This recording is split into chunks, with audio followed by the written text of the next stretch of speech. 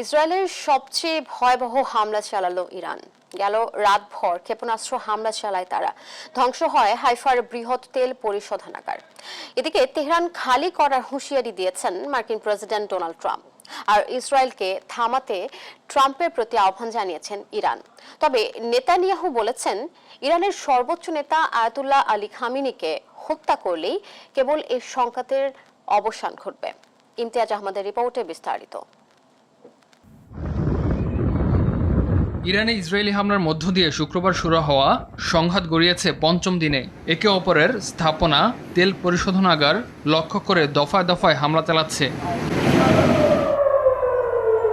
তেল আবিবের আকাশে মুহুর্মুহু ইরানি ক্ষেপণাস্ত্রের বিস্ফোরণের শব্দ।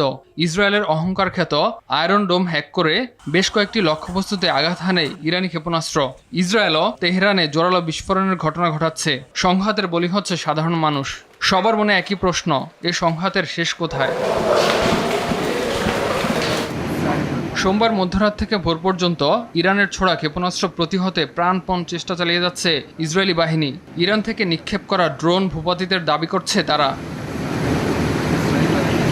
তেহরানেও বেশ কয়েকটি জোরালো বিস্ফোরণের খবর পাওয়া গেছে।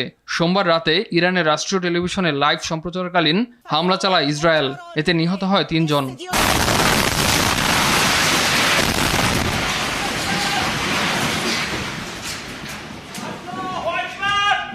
অবিলম্বে সাধারণ মানুষদের রাজধানী তেহরান ছাড়ার আহ্বান জানিয়েছেন মার্কিন প্রেসিডেন্ট। সোমবার নিজের সামাজিক মাধ্যমে দেয়া এক পোস্টে এ আহ্বান জানান প্রেসিডেন্ট ট্রাম্প।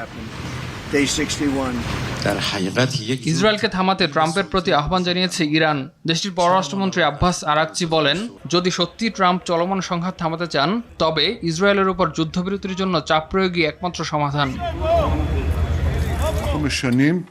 এদিকে বেনিয়ামিন নেতানিয়াহু জানিয়েছেন, ইরানের সর্বোচ্চ নেতা আয়াতুল্লাহ আলী খামেনিকে হত্যা করলেই কেবল সংঘাতের অবসান হবে।